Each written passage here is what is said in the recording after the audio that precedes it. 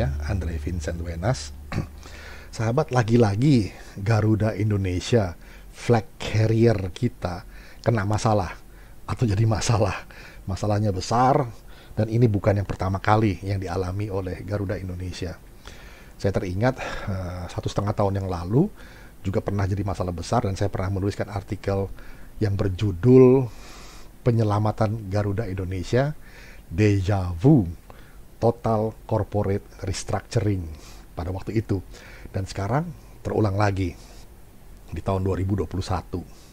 Tahun 2019 saya menulis, sekarang 2021 terulang lagi. Tapi kira-kira inti persoalannya masih sama. Jadi begini. Dulu sahabat, Roby Johan ditunjuk menjadi direktur utama tatkala Garuda Indonesia akan dibangkrutkan oleh para krediturnya. Penyebabnya, ya singkat saja, salah urus. Ada semacam deja vu, yaitu keadaan di mana kita merasa familiar dengan kondisi ini. Kayaknya kita sudah pernah mengalami hal seperti ini, dengan keadaan yang sama. Memang kenyataannya, krisis seperti ini bukan kali pertama dialami Garuda Indonesia.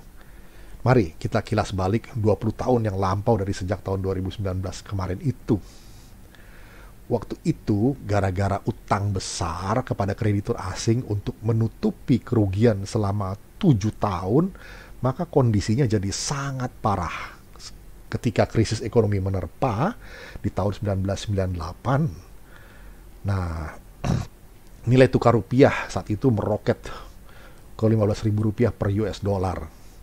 Kemudian Pak Harto, Presiden Soeharto waktu itu menugaskan Menteri BUMN yang pertama, Pak Tanri Abeng, untuk menyelamatkan Garuda. Kata beliau, ini tentang Garuda yang akan dibangkrutkan oleh krediturnya. Tugas saudara menyelamatkan agar Garuda tidak di-grounded, karena Garuda membawa bendera Republik. Begitu kata Presiden Soeharto waktu itu. Saat itu Pak Tanri Abeng juga mengalami dilema, lantaran direksi Garuda adalah mantan ajudan Pak Harto. Dan pada zaman itu, siapa berani geser orang dekat cendana? Namun Pak Tanri Abeng nekat bicara dengan Pak Harto dan ternyata disetujui. Bahkan untuk ganti seluruh jajaran direksinya. Kabarnya sih, banyak mafia juga di dalam gerak korporasinya saat itu. Loh, kok mirip dengan yang sekarang ya? Meneruskan jalannya perusahaan sambil membalikan kinerjanya, turn around, jadi positif kembali, merupakan suatu tantangan tersendiri, sahabat. Perlu spirit tangguh dan etos kerja luar biasa untuk terus cari jalan demi mengembalikan kejayaan korporasi. Pertama-tama, periksa laporan keuangan. Minimal 3 laporan keuangan dasar dari satu perusahaan. Yakni, pertama, laporan keuangan arus kas, cash flow, masih ada nggak duitnya? Jangan sampai aliran dana keluar itu lebih besar dari aliran dana masuk, atau negatif cash flow istilahnya. Ini penting, pertama kali harus ditilik dulu. Yang kedua, laporan neraca atau balance sheet istilahnya, yang merupakan potret kekayaan atau aset perusahaan. Periksa dulu apakah nilai utang lebih besar dibandingkan dengan harta misalnya, atau dengan modal. Ini namanya negative net worth kalau begitu. Yang ketiga, tentu laporan rugi laba operasional, profit and loss atau income statement. Seperti kita tahu, laporan ini menggambarkan operasional perusahaan, bagaimana posisi laba kotor, gross profit, yang merupakan hasil dari pendapatan, revenue, dikurangi harga perolehan, cost of goods sold istilahnya. Itu basic sekali. Nah, dari laporan rugi laba ini, kita juga bisa melihat laba operasi, operating profit, yakni keuntungan yang diperoleh setelah dipotong ongkos operasional, seperti misalnya gaji, ongkos promosi dan penjualan, sampai biaya administrasi. Lalu, kita juga bisa melihat laba ditahan, retained earnings, apakah masih ada yang tersisa. Ini perlu untuk pertumbuhan perusahaan di masa depan. Jangan sampai posisinya negatif.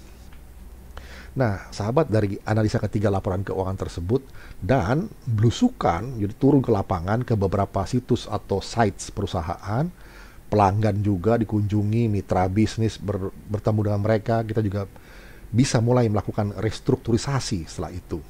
Dan strategi turnaround perusahaan mulai disusun.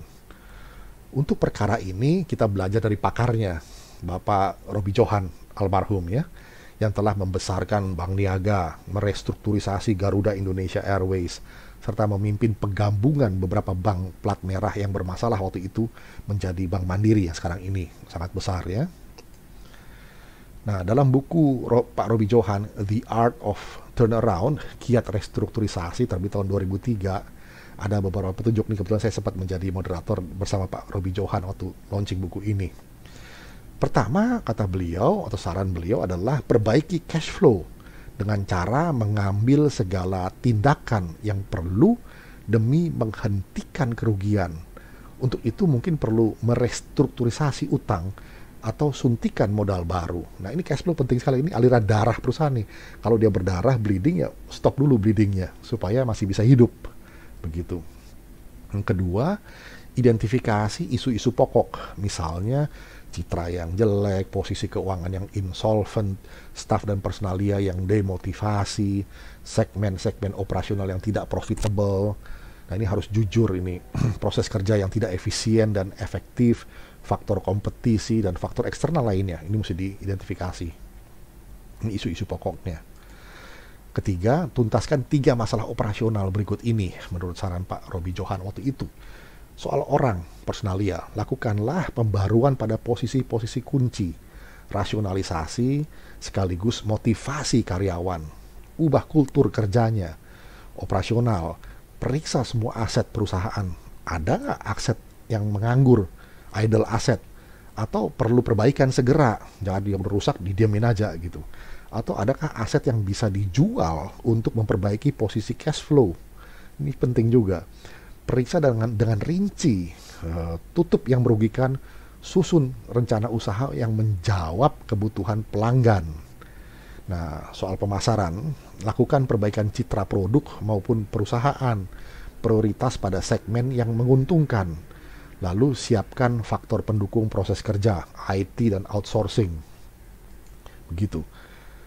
Lalu dalam memimpin dan mengelola restrukturisasi itu ada beberapa tips dari Pak Robi Johan. 1, misi dan budaya organisasi yang pragmatis, yang praktis-praktis aja. Pemimpin yang visioner. 3, pragmatis, dahulukan kepentingan perusahaan, tidak boleh egosentrik. Kerjakan hari ini juga, jangan pernah menunda-nunda. Ini situasi krisis. 5, berani ambil keputusan meskipun salah daripada tidak memutuskan sama sekali. Karena menurut Pak Robi, keputusan adalah masih dapat diperbaiki kalau salah, khususnya dalam keadaan krisis. Ambil keputusan adalah keharusan. Ini memang sulit karena asumsinya sering tidak pasti dan akibatnya bisa cukup fatal. Tapi ingat, tanpa keputusan tidak akan terjadi apa-apa, nggak ada pergerakan, tidak ada perubahan. Yang keenam, hidup dalam perubahan. Ketujuh, kerja sama tim atau teamwork. 8, komunikasi. Ciptakan suasana yang kondusif agar jalur komunikasi dan inovasi terbuka dari segala arah. Nah, ini penting sekali ini. Nah, kita kembali ke kisah penunjukan Pak Robi Johan sebagai Dirut Garuda dulu. Hebatnya, Pak Robi Johan sendiri mengakui tidak tahu apa-apa tentang bisnis penerbangan. Satu-satunya pengalaman yang ia punya adalah jadi penumpang pesawat.